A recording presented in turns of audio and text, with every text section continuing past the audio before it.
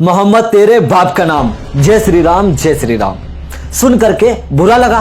तुम्हारे अंदर की जो गैरत मर चुकी है वो फिर से जाग गई होगी। एक बात बोलूं, जलील हो तुम लोग। एक कड़वा सत्य, जितना बड़ा जलील भारत का मुसलमान है उतना बड़ा जलील शायद ही कोई दूसरा होगा। अब कुछ लोग मुझे कमेंट करके बोलेंगे कि किसी ने कुछ भी बोला हो, लेकिन तुमने अपने थंबनेल पर मोहम्मद तेरे बाप का नाम, जय श्री राम ये क्यों लिखा? कल तक भारत के मुसलमान को मारा गया, काटा गया, लेकिन भारत का मुसलमान इतना बेगैरत है, सब कुछ चुपचाप सहता रहा। दीन इस्लाम को गालियां दी गई, मस्जिदों को शहीद किया गया, लेकिन मुसलमान खामोश रहा। चलो ठीक है, तुम्हारा दीन, तुम्हारा इस्लाम, तुम्हारी मस्जिदें, तुम्हारी मर्जी।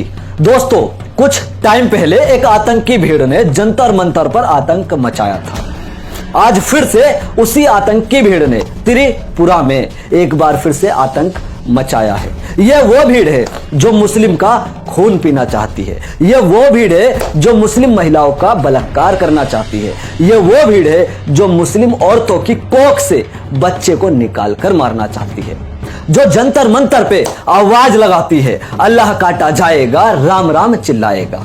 अब इसी भीड़ में एक और नया नारा शामिल हो गया है, मोहम्मद तेरे बाप का नाम, जय श्री राम जय श्री राम। मोहम्मद तेरे बाप का नाम, मोहम्मद तेरे बाप का नाम, कोई त्रिपुरा में मुल्लागिरी नहीं चलेगा। सुना? कल तक इसी भीड़ ने जंतर मंतर पर नारे लगाए थे, अल्लाह काटा जाएगा। और इसी भीड़ में एक नया नारा और शामिल हो गया, मोहम्मद तेरे बाप का नाम।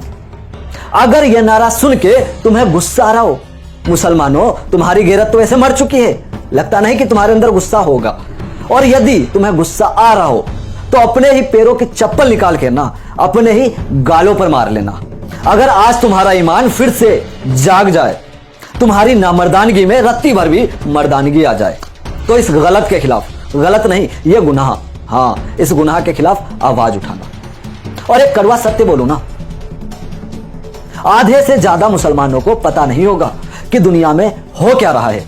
अरे बाहर के मुसलमानों को छोड़ो, अपने भारत के मुसलमानों को तक पता नहीं कि दुनिया में क्या हो रहा है। किसी त्रिपुरा में 10 से 15 मस्जिदें शहीद भी हुई हैं, नहीं पता मुसलमानों को। और पता भी कैसे होगा? हम लोग कोशिश करते हैं, लेकिन तुम लोगों की वीडियो शेयर करने में फटती है। गोदी मीडिया कुछ दिखाता नहीं, तो मुसलमानों को भी पता कैसे चले?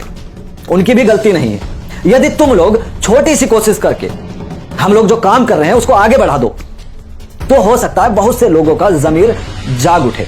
त्रिपुरा में 10 से 15 मस्जिदों को एक खास संगठन के लोग आग की लपटों में झोंक देते हैं, पूरी तरह से शहीद कर देते हैं। लेकिन हमारे भारत के मुसलमानों में अभी तक इस बात की खबर नहीं है। मुश्किल से मुश्किल 10 से 15% लोगों को इस बात की खबर हुई होगी। अरे तुम लोग कुछ नहीं कर सकते तो कम से कम हमारी आवाज को आगे तो पहुंचा दो। या तुम लोग सिर्फ अपनी गली, अपने मोहल्ले के ही डॉन बन सकते हो। और एक बात मैं पूछना चाहता हूं, जो मुस्लिम भाई अपनी गली, अपने मोहल्ले के डॉन नेता बनते हैं, ऐसे मौके पर, ऐसे वक्त पर वो लोग कहां गायब हो जाते हैं? ना कोई एक ट्वीट, ना कोई एक मैसेज। ऐसे वक्त पर वो लोग ऐसे गायब होते हैं जैसे गधे के सर से सींग गायब होते हैं। जब मौका पड़ता है तब नजर नहीं आते। वैसे अपने गली के, अपने मोहल्ले के भाई साहब बहुत बड़े दादा बनते हैं, उनके सामने कोई नजर नहीं उठा सकता। लेकिन जब उनकी सच में जरूरत होती है तब साले कहीं से कहीं तक नजर नहीं आते। 10 से 15 मस्जिदें शहीद कर दी जाती है, ना कोई एक ट्वीट, ना कोई एक मैसेज। अबे डूब के मर जाओ अगर जरा सी भी गैरत बची हो तुम्हारे अंदर। और बहुत से मुसलमान इस उम्मीद में जी रहे हैं कि सरकार कुछ करेगी।